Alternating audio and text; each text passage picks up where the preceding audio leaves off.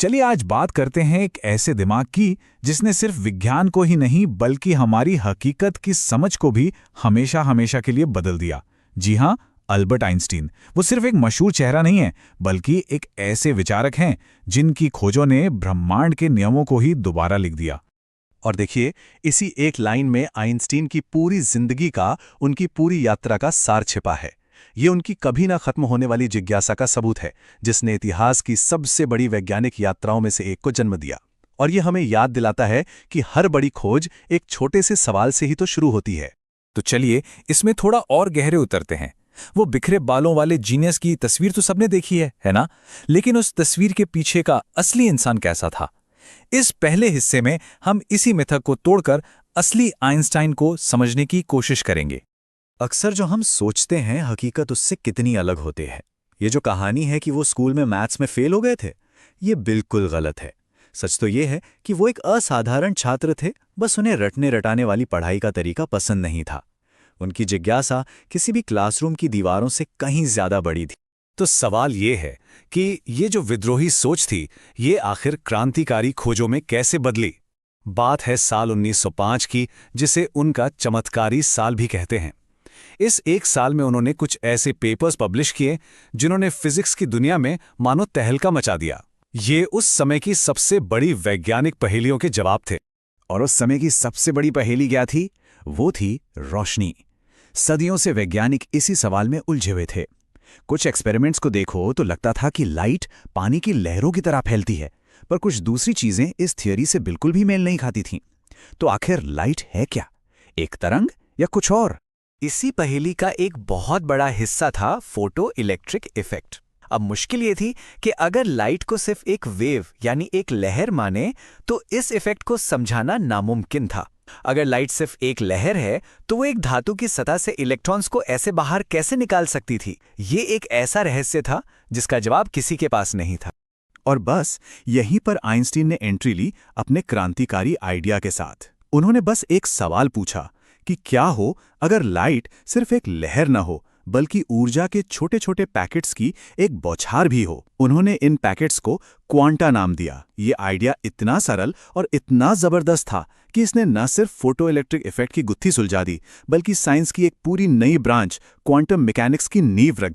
लेकिन आइंस्टीन सिर्फ प्रकाश की पहेली सुलझाकर ही नहीं रुके। अब उनका दिमाग ब्रह्मांड के और भी गहरे सवालों की तरफ घूम गया, जैसे कि गति, समय और गुरुत्वाकर्षण।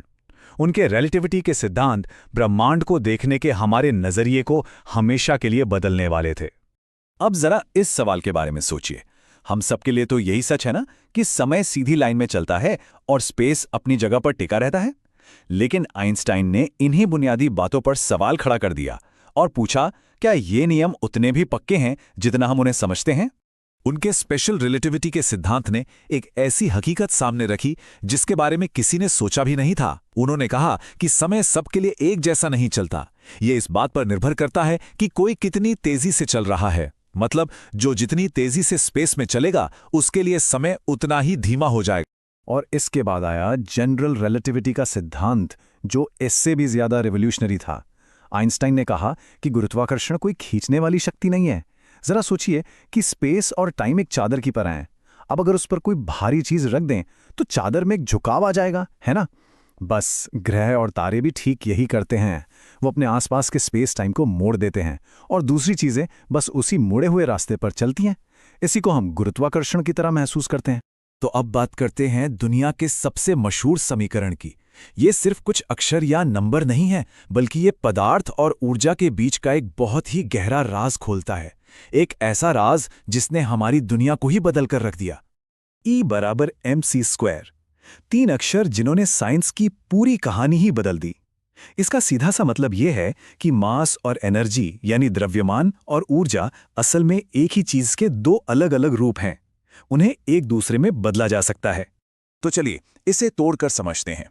E का मतलब है एनर्जी, M का मतलब है मास या द्रव्यमान, और c² यानी प्रकाश की गति का वर्ग। ये एक बहुत ही बड़ी संख्या है। इस समीकरण ने हमें बताया कि किसी भी चीज के बहुत छोटे से हिस्से में भी कितनी जबरदस्त ऊर्जा छिपी हो सकती है।